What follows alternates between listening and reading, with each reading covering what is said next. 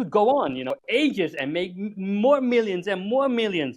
But when you don't enjoy anymore what you do, it's going to feel like a job.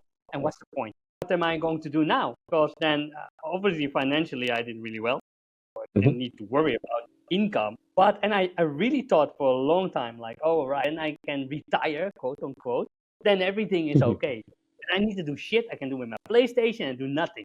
I tried that for a year, and I enjoyed it. We traveled and did stuff and did all kinds of crazy stuff.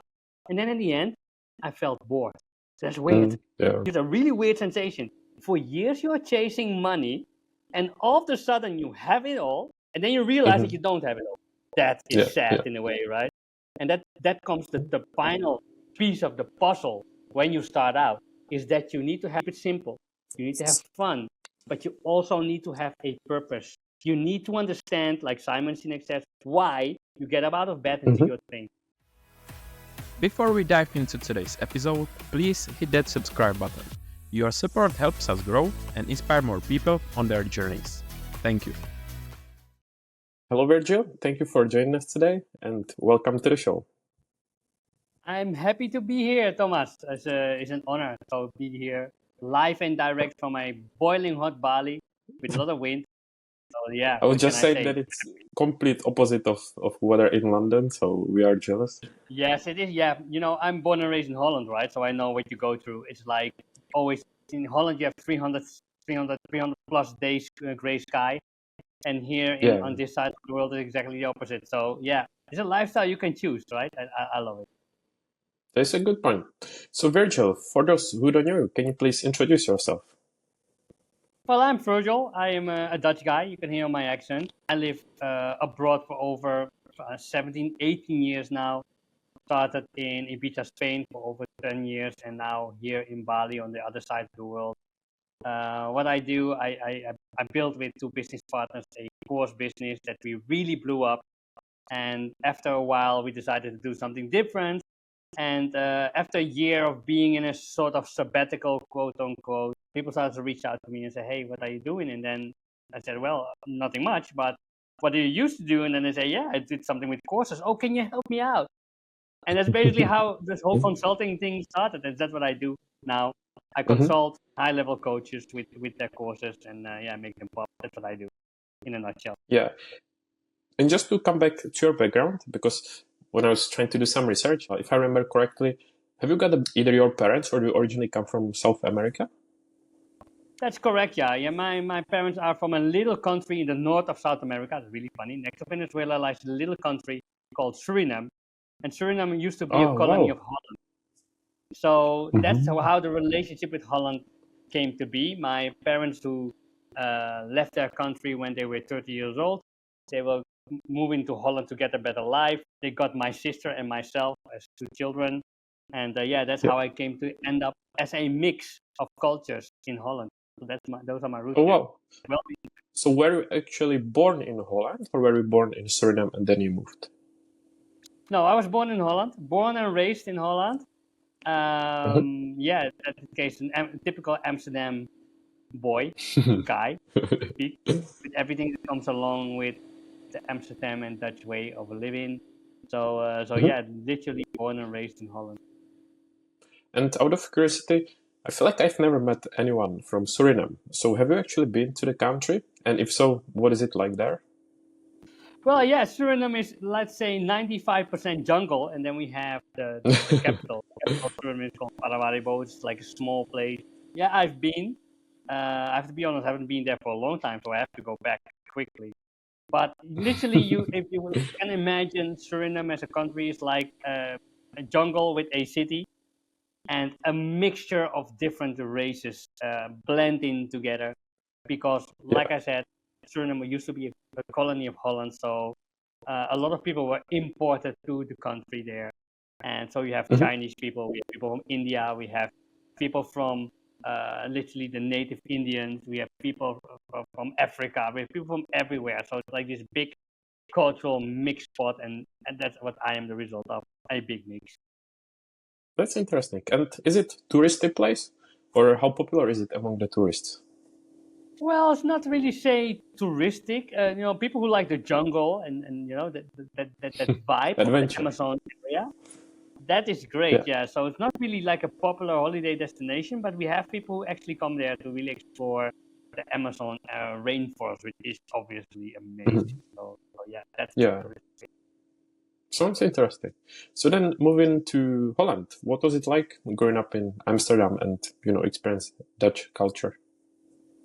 Well, let me say I'm a kid of the streets, right? I grew up and I was not really a kid that was good with school. I couldn't really, all the hard skills that you need to have at school, like maths and economics and all that sort of stuff. I was never good at it. So I never Mhm. really fit in. And yeah, growing up in Amsterdam, it was during the 90s, the age of hip hop, where Tupac and Biggie Smalls were ruling the hip hop scene. I grew up with that, and obviously, Amsterdam was very, very open-minded. A little bit less now, but back then, they were really open-minded. So you can imagine, like, weed was a thing, smoking joints. Uh, we were one of the Yeah. first countries who used like magic mushrooms. Back in the day when they were Mhm. not regulated, they were so strong that people were jumping out of buildings and did crazy stuff, and they regulated the whole lot. So, and if Yeah. you know that Holland's number one export product is ecstasy, so yeah, Mm. then you can say what kind of youth I had. I was into the party scene, Yeah. into the music scene, and it was an incredible place to grow up. 100%. Mhm. And I like you mentioned you are listening to hip hop because I was reading this article I think you wrote on Medium and it started. I was listening to Tupac song and then My Mom something, so it stuck in my mind. And because someone who likes or used to listen to rap and hip hop, I'm glad to hear that. Ah, cool. Yeah, so you are hip hop. Yeah, it was a mixture of hip hop and R&B. That were the two things. Yeah, and growing up in that culture is really, really who made me today, because hip hop in general is like a global movement where people rally behind. So, and that's the early days where music creates communities among youngsters, different Mhm. colors, different races, but all bound people together because of the music. And I think that's a very, Yeah. very strong component, which translates very well in building communities for your business and in business in general Mhm. as well. So yeah, I've been sort of, you could say, schooled by the streets in that way, and that applied that in business later on in life. Yeah, yeah, yeah. And then during your education, what is it actually that you are interested in, such as what to pursue later on in your career? Well, growing up was a little bit like being a rebel, right? Going all over the place.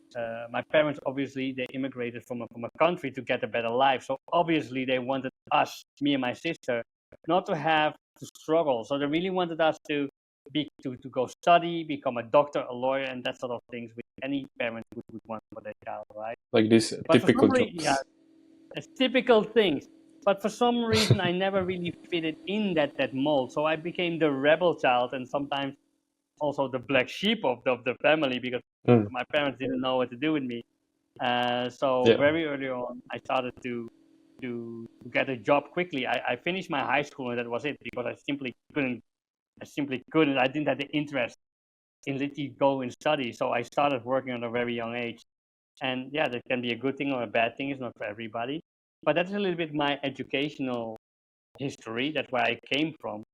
But I realized Mhm. very, very quickly that you will learn things hands-on, right, by doing them. That was one of the things that I really, really got on early on, and that served me well later down my journey. And did you know, or did you have an idea what was it that interested you, such as, to start a business or to continue with this specific area or that? Well, my father was an amateur photographer, and I remember that he was in the kitchen, always playing around with this in this little dark room, and all this magic of images appear on paper was really astonishing to me at the time. So I knew that something creative would be in the most logical thing. And Mhm. I did different stuff in order to get there, and I did sales jobs and all kinds of jobs, but the creativity part always stuck with me. And then one day in the newspaper, I read an article, an advert that says, "We were looking for cameramen for Dutch television." And I'm like, wow, that's cool. That sounds cool. So I applied. Yeah. It was a company in the middle of Holland. And the Mhm. company did outdoor broadcasting, basically. So they did big sport events and big music events. And I applied, and for some unknown reason, people saw something in me and accepted me in their educational program and hired me. And I did that for over 12 Nice. years. So I'm not new. Let me say I'm a business owner, entrepreneur for over 2 decades now. But I started out literally as an employee, and I learned a lot from it. So that's the thing. It So that's sounds such a coincidence. So the ad in the newspaper and stay there for 12 years. It's impressive. Did you then enjoy it since you've been there for such a long time? Well, yeah, the thing was, it's really a glitter and glamorous lifestyle in a way, but behind a glass window, so to speak, because I used to travel the world. I've seen in those years, I've seen the whole world. We did concerts all over the world, worked with big artists and different projects, and it was amazing. But the thing was, I was always close to glitter and glamour and wealth, but not fully 100% on that side of the line. I always was like the crew or the camera crew. So I always was one step in and one step out, and that always that sort of stung because I really wanted to be on the other side of the glass, right? I wanted to be Yeah. where you get the money, the freedom, and everything that comes with quote unquote the fame that those artists had. So that was for me a trigger that after so many years, like, hang on a minute, I'm doing here something where I'm trading time for money, which is super cool in the beginning. But as I was getting older, I realized this is not something that's sustainable because if I do this for 20 more years, I will earn the same Yeah. thing and nothing happens, right? So that was the first opening that I needed to explore entrepreneurship because that was the only way how you can move forward. Mm. I think that a lot of people can relate to what you just said, but then it might be challenging to do the first steps or how to start or what to do first. So what would be your advice or even what you did when you had this realization? Well, for me, the most logical step. So I would say 99% of the people started with a job. There are not many people who just are born and raised and they are going to start a business. There are some, but there will not be many. Always somebody starts with a job. So my very first advice would be is that you need to understand what it is to charge for a product or a service and earn money on your own without having a company who's doing the whole salary, the whole administration, the whole thing. So the very first thing that I would advise if you are in a job at this moment is do the same thing as a freelancer because it's going to give you a couple of things. First of all, you don't need to worry what type of thing do I need to do as an entrepreneur. You just do the same thing as you do at your regular day job. But when you become a freelancer, you all of a sudden have to deal with different elements that comes with entrepreneurship. Think about your marketing. How do you reach out to clients? How do you make connections with clients? How do you form relationships so people keep on hiring you? How do you gonna manage your money flows? You're gonna learn so many things from being a freelancer, and that doesn't mean that you need to become a freelancer for many years because in the end of the day, you're still gonna do the same thing because you're still gonna trade time for money, only for a higher payout, and still that is not ideal. But that's a great spot to start. That's what I would do. And is that actually what you did when you had this realization, or did you do something different? Yes, I did exactly that because I was a cameraman, a camera operator, and I became really good at what I did. I built a lot of relationships in that entertainment industry. So the most logical sense for me was to quit my job, which my boss obviously was not happy with. But all of a sudden, I was there as the cameraman doing the same trick that I was doing for all these years, only for 3 times more the pay. And I could choose. That's really cool because I could choose which people I could work with and who I enjoyed working with, and the ones I didn't enjoy, I didn't do. So that made a huge difference. And yes, it's exactly what I did. But also there, I hit the glass wall for the second time because now I was working for myself. I was the entrepreneur. I was making more money, but I was still working a lot of hours. So then a new realization occurred. Like, hang on a minute, I need to change something, and that's the next thing. Can you say what was like the period? Maybe how long it took before you had this another realization? Well, I could say so. I was working for a long time for a boss, and then I would say I was working 2.5 years as a freelancer, or roughly. When I realized, hang on a minute, I'm doing the same thing because I still was exhausted. I still didn't have time to go anywhere. I made more money, but I Yeah. had no time to spend it. So that was the realization that I realized it faster because as you grow older, you start to realize that time is ticking for you. And in the beginning, you don't realize that. When you are when you're a teenager or in your 20s or in your 30s, you don't realize Mhm. that one day your clock will stop. And that's a hard Yeah. realization, right? But the older you get and the more you are into in your entrepreneurial or freelancing world, so to speak, you're going to realize that time is not on your hand anymore. There will be a point that it stops. And basically when it stops, you die. It sounds harsh, but that's the only thing that binds us all. We all bounded to the same fate. We all will die at some point. So we need to realize what we Yeah. are going to do with the time that we have left.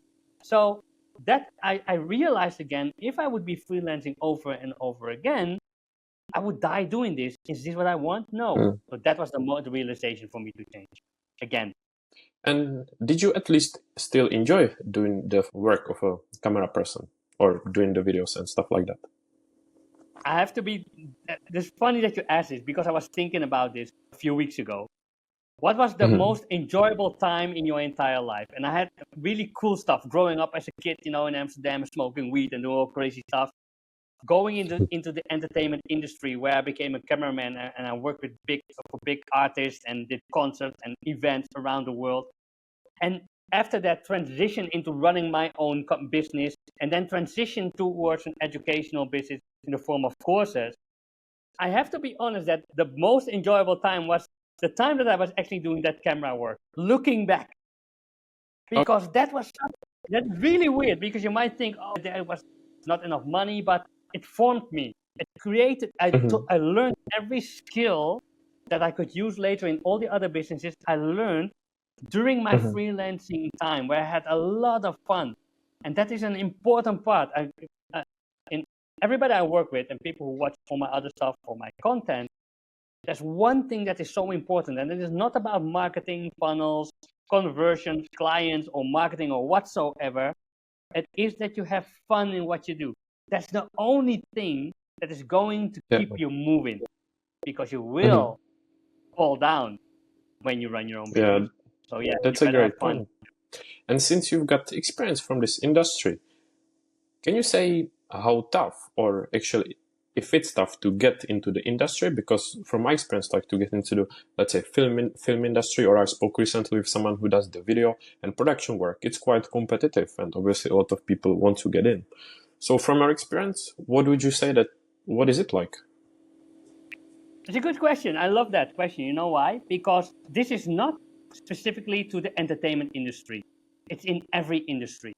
In every Oh, industry, okay. you will encounter a lot of competition.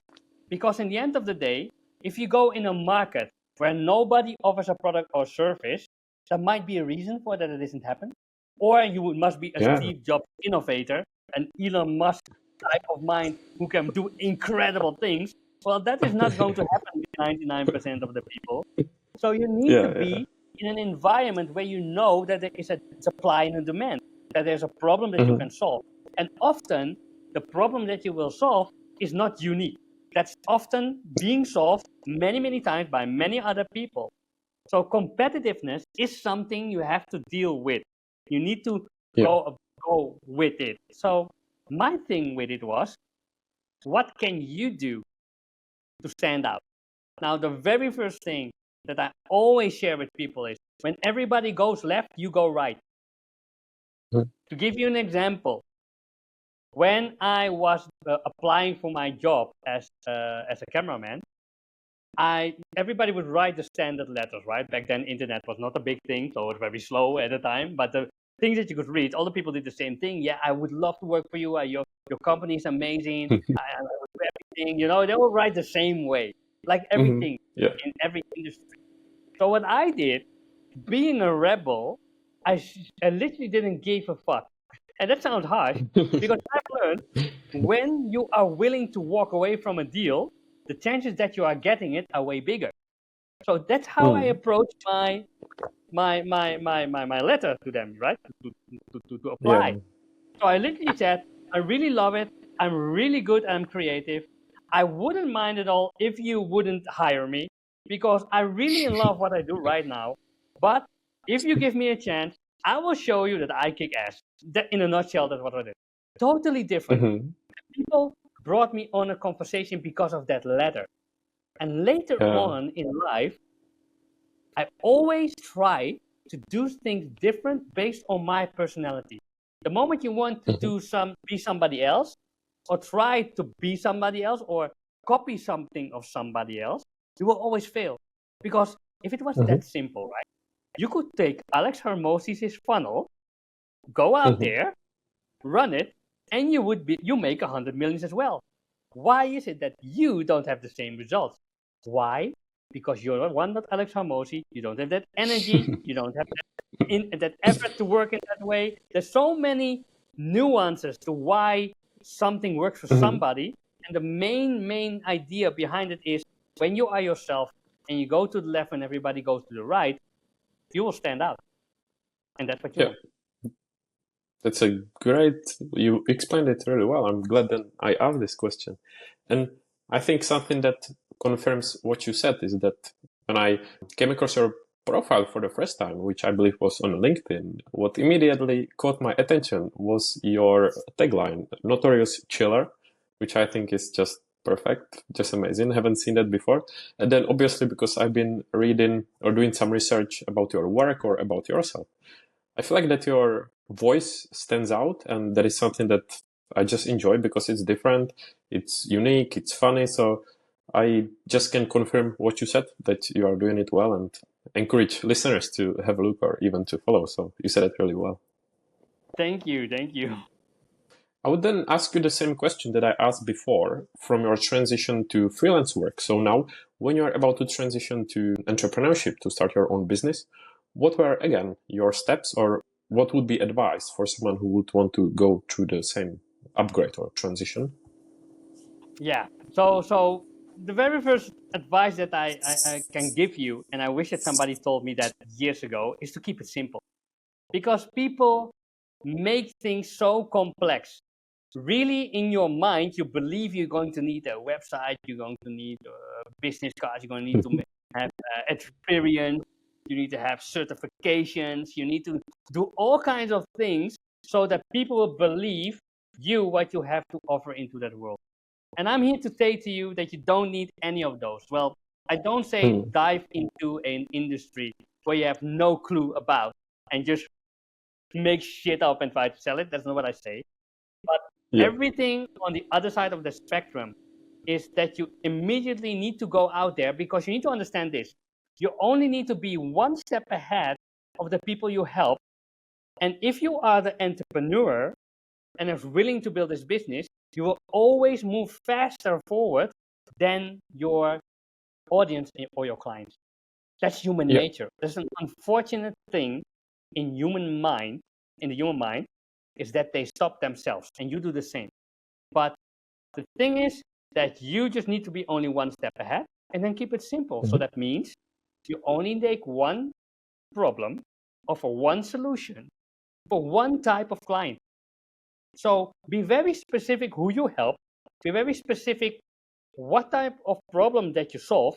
And here comes then the uniqueness of you that everybody has, how you approach the problem, not Yeah. how Virgil, Thomas, Alex Hormozy, Steve Jobs, Tony Robbins, Gary Vee, God knows who, they probably solve the same problem as you, but how do Mhm. you solve it? What is your Yeah. story? What is your uniqueness? What is your angle to it? Because in the end of the day, you need to realize that one, people love simplicity because they don't have time. And second, they are going to go for people they resonate with.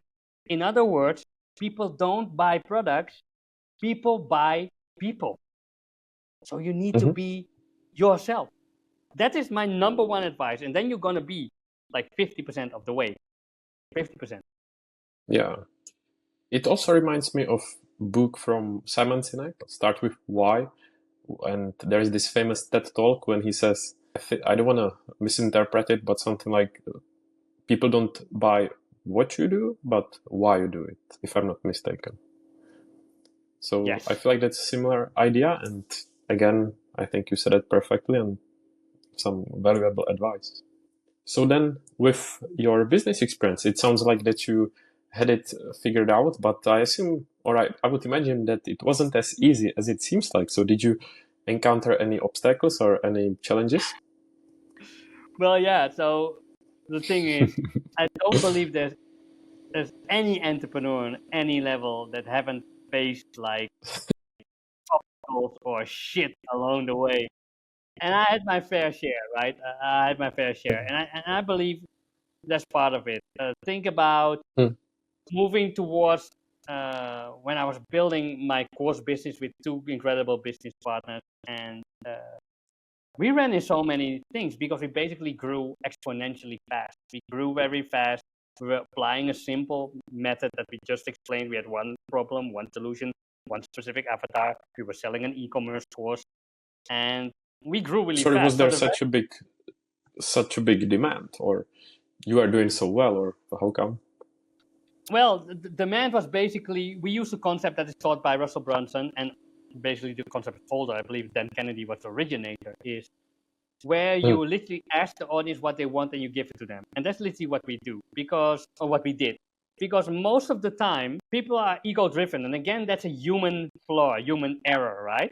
We believe that we have a great idea and that other people are going to buy into that idea because we wholly believe that that is the thing that's going to solve their problem. But 99% of the time, that's not the case. So again, come back to simplicity is where you are going to ask them what they want and then you give it to them. So in our case, we're having conversations with our audience and they were explaining that e-commerce was a thing. And back in the day, that was a big thing, right? 2017, 2018 was the time that e-commerce and especially drop shipping in our country, Holland, where we were operating in, what became wildly popular. So that is where we head towards. And the thing was that we nailed all the marketing because we read the .com secret and expat secrets. It was our Bible. I highly recommend that you go through it when you like to sell something. That's what we did. We literally followed it by the book. And the thing is that we grew because of that. But then we needed to hire people. And that's where we had no experience in. We never in our lives hired somebody. We were always an employee or freelancer, but never were on the other side of the line where you actually need to hire people. So our logical thought process was, okay, we need to hire people for each role. And we started to do that. And we hired our friends and all kinds of people we thought were cool. And it was a nightmare because it didn't work out. We had a lot of people and we didn't know what we were doing. We had a big overhead. Things weren't going well. We basically became like not the rebel that we were thought out to be when we started out. We became like this company where things go to almost bureaucratic ways. And it was again a moment. Like a boring corporation. Yeah. No, we weren't really boring corporation from that sense. But, we had the elements of it, right? A lot of meetings, long-winded talks, and decisions were slow. And when we started out, we were fast. We were just with the three of us. We're going to do this, you do this, let's fucking go, boom, and we bang it out. And all of a sudden, we were making products, and it took like weeks, but we normally would do in days, right? So something was off. So that is where investing in yourself becomes a thing, because you can try to figure it out on your own, or you can invest in a consultant or a coach who shows you the shortcut and keeps you accountable. And that is an amazing hack for people. If you're stuck, don't go on YouTube. Don't try to read books because the answer is there, but you will not execute because of your mind. But go hire a consultant or a mentor who's done what you're about to do successfully. And what happens then is that you should get shortcut, and probably you will not learn anything new, right? It's not that you're going to learn something groundbreaking new. We already know. But the big thing is that you're going to get the steps to execute, and you get somebody who's going to keep you accountable, who's going to push you through it. And that's the power of investing. And that's what we did. And then things started to change. Then we were exponentially started growing because we were investing in ourselves.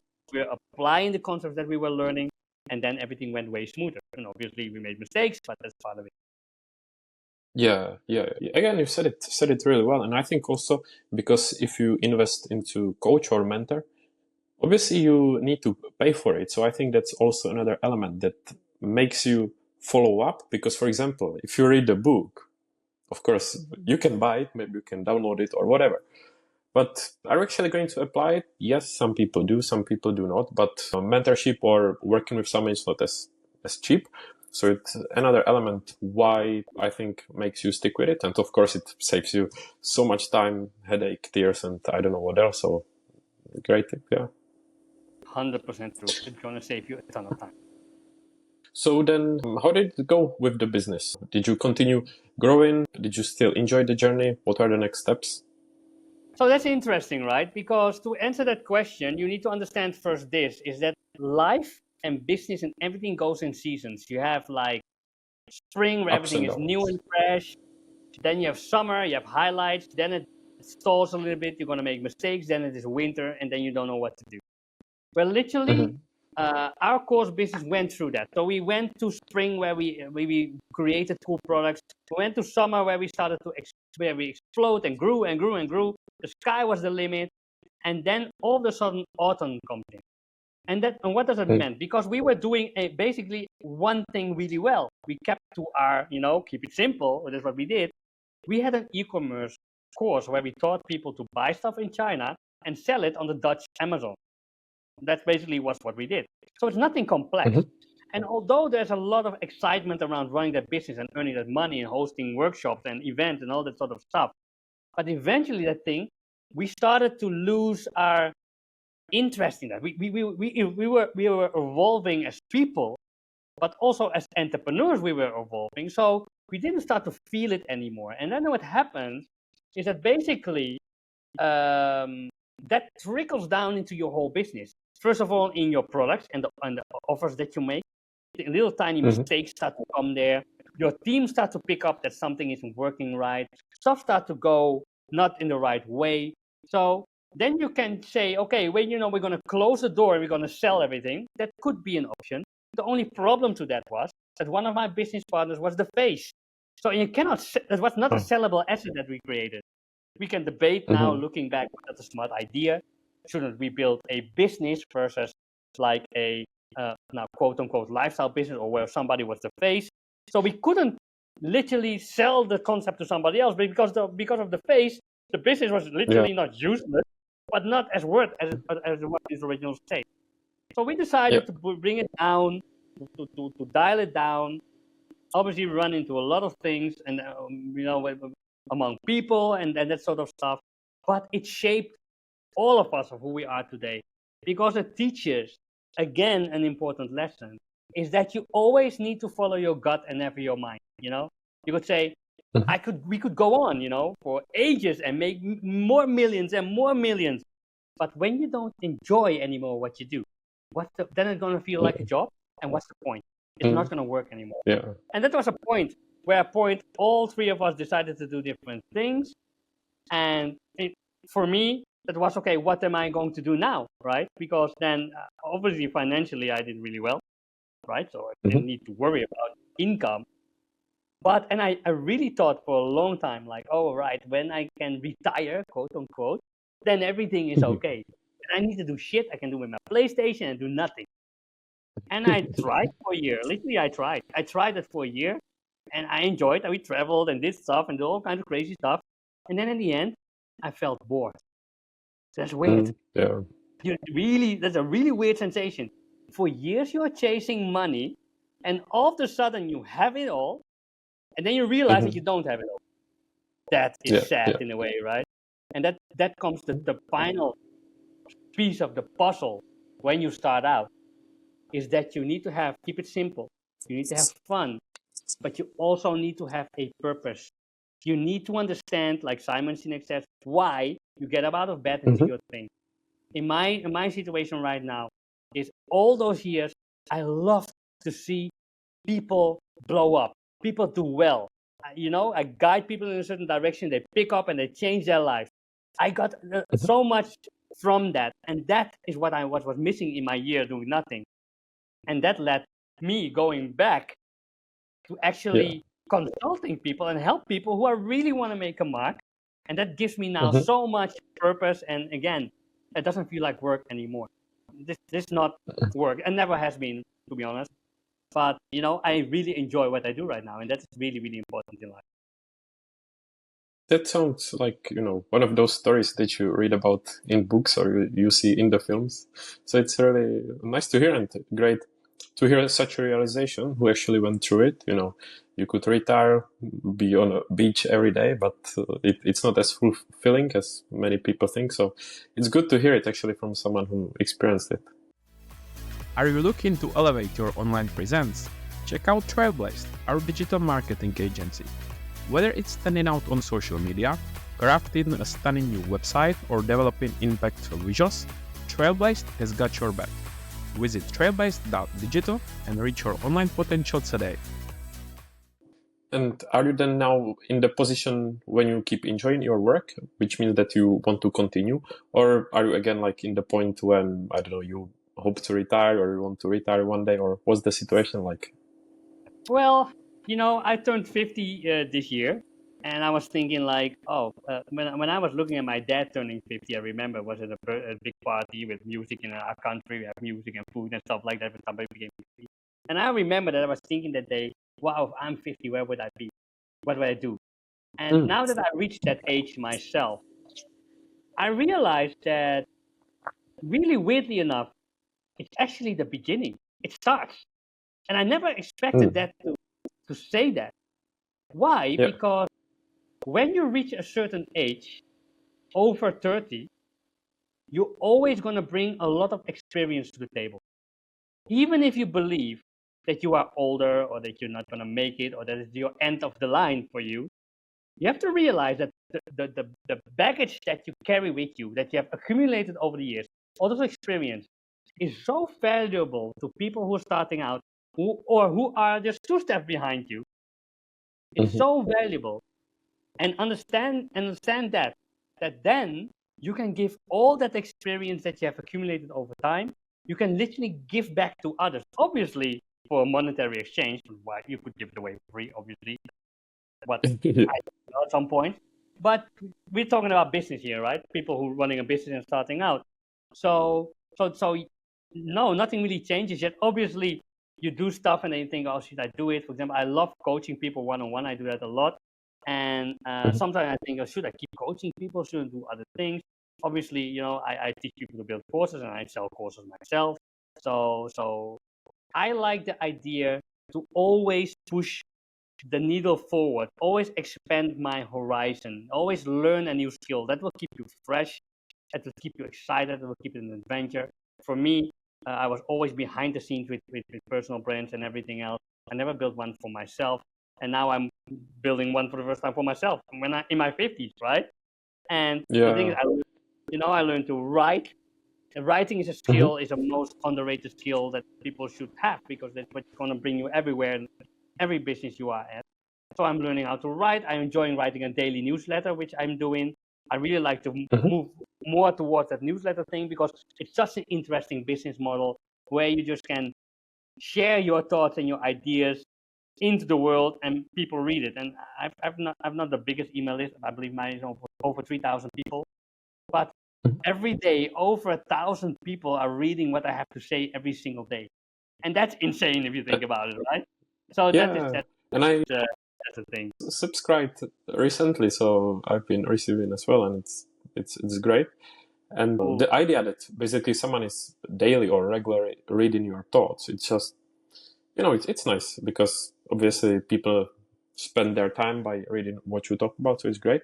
But before, my question was, when you were talking about the business, that one of your colleagues or one of your friends was the face of the business, if it was like a lesson for you that in the future you should also focus on branding of yourself. It's very important. For me, it was not really to make the transition to do something completely solo, which I basically never done. I always had business partners, and I think that's great.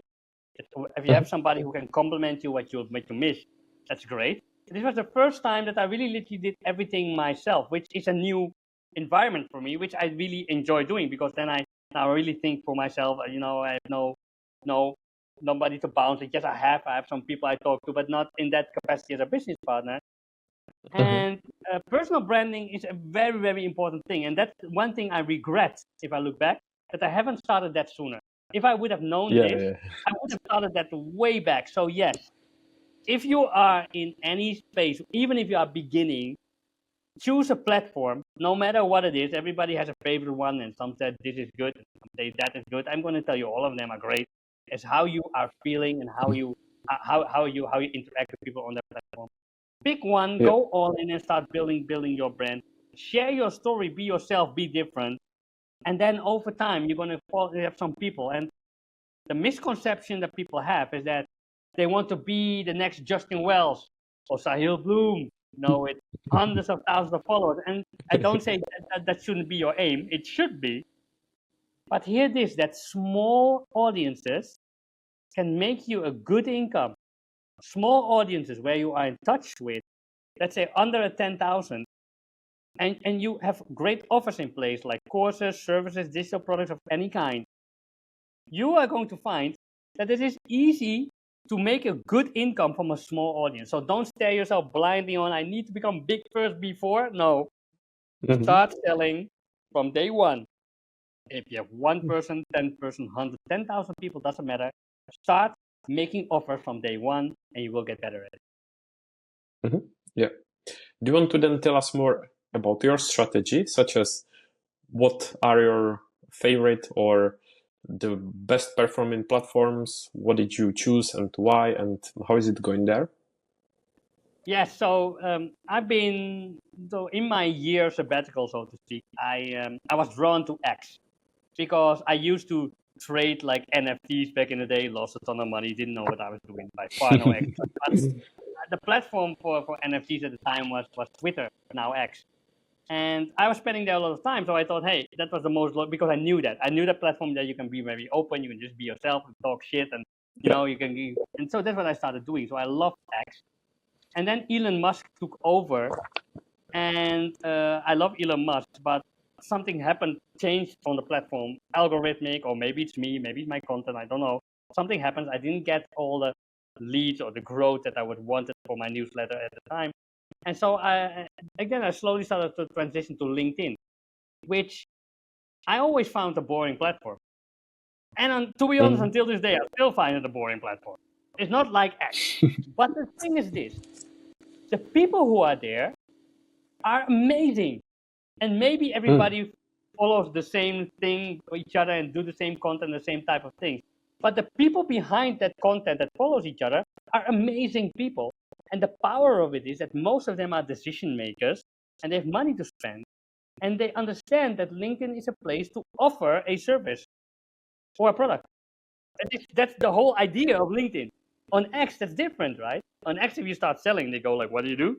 You don't want to share your latest NFT or your next Bitcoin prediction. But on LinkedIn is and again, don't get obsessed by then sending cold DMs and start being a dick and start selling off the get-go. No, still ancient human communication rules apply on every platform, no matter where you are. But given structure and the DNA of LinkedIn is that it's easier to start conversations about sales than anywhere else. And I enjoyed the incredible growth possibilities there. There are billions of users, and I believe less than 10% is actually using the platform for content. So that gives you an unlimited possibility there for you to share your voice and being unique. So yeah, that's where I am, like lead generation wise, and social media on LinkedIn. I agree, because that's also the way, basically how we met, which was random, I don't know, coincidence, interacting on some post or something like that. So LinkedIn is really a great way how to meet new people. You never know whom you meet, and interact, have some fun, inspiration, or even learn. So I can really agree. Are there then any platforms that you plan to explore in the future or that you are interested in? So, like I said, I'm going to focus on the newsletter happy because I believe like all the social media platforms are what I call rented platforms, right? You never know what can happen. Like with me on X, I was doing really well on X, and all of a sudden, to some changes, all traffic died, and it can be me. Maybe I was doing something wrong. Maybe the algorithm. that's besides the point. Mm. The point is that I'm not in control of what happens there. So that's why I love the newsletter so much. And I want everybody on that newsletter. So other platforms I'm looking at, to answer your question, is I love video. Obviously, my background is video. I come from a television background, so video is natural to Mhm. me. So yeah, YouTube or TikTok live type of things are something that's appealing to me. But on the other hand, I don't want to spread myself too thin, because I understand that if you are going to start, you need to go for it and stick to it. So that's why I'm Mhm. really careful with expanding. For now, YouTube is great, but you never know. But those are the two platforms, the video-based platform, where I look at in combination with writing, because LinkedIn and X are more writing. So yeah, those are the things I I'm looking think at. I think you should go for YouTube because I would have big expectations and I can imagine you get some great experience about the content creation. So I would love to see some of your work. It would be awesome. A lot of people say that, and I have to be honest, that needs to happen at some point. I know it needs to happen. And since you've been actually making videos back in the day, do you still create any type of content, like video content? I don't know, whether for yourself or as fun or share it somewhere?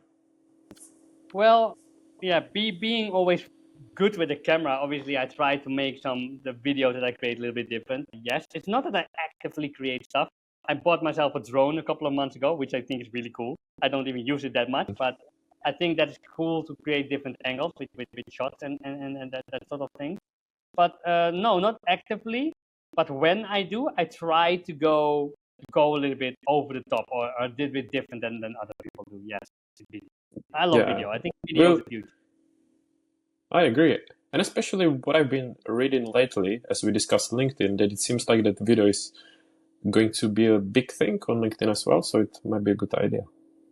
100% yes. So yeah, that's great with these type of conversations, right?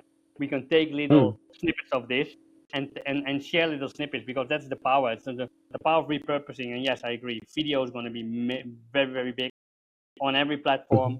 Mhm. So yeah, you should go on video, even if you don't think you can do it. You can. Mm. Yeah. And then coming back to your course or the courses or people you help with the courses, I saw that you've worked with, as again, as we discussed LinkedIn, with some big names. So do you want to tell us whether it's any case studies or people you worked with or any, types of work that you enjoy for some reason? Yeah. So with people, working with people, I'm looking really with people I really enjoy working with. So for me, I know I can get the best result when somebody already is established. Not that it's easier, Hmm. but they have way more to work with to make something big. That doesn't mean that you Yeah. cannot launch a course and be successful if you are smaller. That's not the case. Only you need to work a little bit harder on different things, like building your audience, generating your newsletter, getting newsletters up, because the newsletter is the soul of every course launch in my book. So some of the people I work with is Talon Simmons is a great creator who has a big vision. I Hmm. worked with an AI guy whose name is Ollie Lehman. He created a course called Yeah. AI Solopreneur back in the day when AI was just starting out, and we Hmm. did magnificent numbers over there. All of them were most of those things were six-figure launches. At this moment, I work again with two AI guys. For some reason, AI is really a hot topic. Who are Yeah. Yeah. really doing something mind blowing, which already did two six-figure launches on their own. So they really are already quite savvy marketers. But then they came to Yeah. me and said, I really want to hit the 250K mark, like big. So we really went into the process and looked at the launch from different angles, and also what can we add to get that result. So yeah, to answer the question about my experience with those people is that most of the time people who are established and have already a big audience, they're not shy from hard work, because the reason why they're Yeah. there is because they worked really really hard. And I love that mentality. I love that work ethic. And a lot of people don't Hmm. have that, unfortunately, not because they are lazy, but because the mind is stopping them. Oh, I cannot do it, it's not the right time, and stuff like that. So those Yeah. people are willing to go the extra mile, and then you already immediately going to get a result, because those people are going to go all in to make that dream a reality. And that gives me so much energy. and that's why I love to work with those type of people. But yeah, in a nutshell, that is what I do. And as you worked with lots of people, exciting and challenging ideas, have you experienced like, let's say, too challenging idea that maybe you thought, wow, this is too much, we may not reach it, or I don't know how to approach it, or it didn't go as you were hoping? And if so, can you share example? So yeah, so obviously, we always share our success stories, right? Everything that goes great, and look at all the testimonials. But to be honest, not every launch pops. Even I cannot make it work, and there are so many nuances to it. And for example, that can be multiple factors. But to give you the most common ones, is that when you can lead a horse to the water, but you can make it drink, right? And there were occasions where I laid down the exact same concept that I used for my successful launches, working with big creators, for people who wanted the same results. Only didn't want to put in the effort. So that's then on the side of the people you work with, right? So that they don't put in the work and then it fails. I cannot do it for them. I wish I could, then I would, because it's also my name on it. But that is one side of it. And on the other side, you have circumstances you have no control of. So for example, in the talent example, to give you an idea what went wrong, and we did incredibly well eventually, but we realized when we were launching that things weren't going as planned. We did everything by the book, everything was done like, always worked well, but for some reason, things weren't popping, things weren't converting, sales weren't coming. Well, that is quite normal in a 4-day launch, that your first few days is really not so good and most of the sales come at the end. That is normal. But in our situation, it's stalled for a long time, too long. And that is when we started to jump in and then be light on our feet. And that's what you need to be as an entrepreneur in a course launch, in a business, or with everything you do. You need to be able to pivot fast. You need to be able to be light on your feet and adjust stuff to make it work, because things will break. And again, that doesn't have to do with a concept or a blueprint, but purely about a situation. Things can happen that something doesn't work out as you planned, and then you need to be able to pick that up and do that. And that's what entrepreneurship is about, not what you do in the highlights of your days, but what you do in the lows when shit hits the fan. What are you doing there? And those are the things that go wrong. So yeah, I never want to paint a picture where I say everything I touch comes to gold, because I've done launches for myself where I had like 3 fails. So I thought, what the hell? This is not good, And then when you look back at it, I realized I broke my own rules. I didn't validate something, or I didn't ask people what they're willing to pay for it and just throw a price on it, or I was way too fast launching a thing because I thought, hey, I wanted to launch something because it's cool, versus is it the right time, is it prepared well, is all the preparation, all the checklists done. So there's so many things that go wrong, and that's part of it. That's human. And after all, I guess those are the biggest learning lessons, that it helps you to realize something, at least for the next time you will be able to prevent it or avoid it. So, and as you said, people share success stories, but don't really talk about it. So I'm glad that you shared us your angle. So then, as we will be finishing soon, can you share with us some of your inspirations, such as when it comes to any people that you follow, or the books that you read, or maybe something else? Yeah, there are a couple of people. Over the years, I was really, growing up, I was really this guy who didn't believe in anything. I didn't believe there was a God, there was a heaven, there was no religion. I simply didn't grow up in that environment. So. And obviously, there are a lot of business people that I admire, and which deserve to be mentioned here. But they didn't push a big needle for me, like a great aha moment, like, wow, this is mind-blowing different. And at some point, I was in my sabbatical, and I realized I had more time to sit with my thoughts. Normally, you are busy and you need to work to do stuff, so you discard it, right? If you feel bad, you deal with it and keep on going. But when you don't do anything, the only thing you can do is automatically turn inwards and sit with those things that are bothering you. And I remember that I was listening to a guy called Ram Dass, and he was like a spiritual guy, went to India, he was like a Harvard professor, did LSD and went to find spirituality. I was listening to his stuff. Yeah. And that was the first time that I started to get in touch with something spiritual, something bigger than myself, right?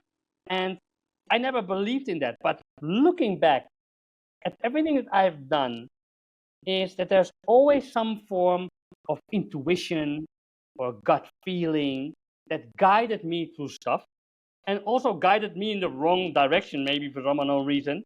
But there was always something that was guiding me through things if things were bad, but also through things when things were good. And that was an eye opener for me, who was not spiritual at all, to get that. So one of the biggest people who influenced me was this guy Ram Dass, who opened up my eyes that there's more to the mind than we perceive. And I think that's really powerful for people who are running a business. I will have to check him out. I'm not going to lie, I haven't heard of him. And when it comes to any books, are there any impactful or books that you would recommend? Yeah. So, well, first of all, obviously, ClickFunnels. I know which one. Wait. I was reading the post, I think on Medium, and I read it. I was like, wow, this is the one that was impactful to me. So it was Rich Dad Poor Dad, if I'm not mistaken. Rich Dad Poor Dad was impactful, is one of them. Second one is .com Secrets of Russell Brunson. Was game-changing for me. And the third one is The Ultimate Marketing Plan from Dan Kennedy. Those three were literally fundamental for my whole business side.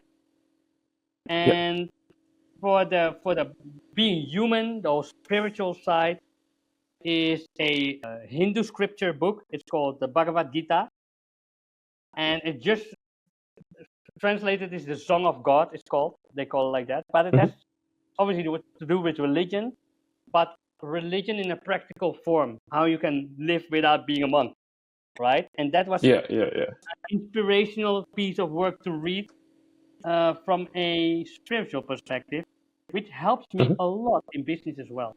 So yeah, those were the four books that really influenced me. Sounds great. Something I will have to check out. And before we finish, we've discussed a lot, but where can people find you? Where can people follow you and even get your services?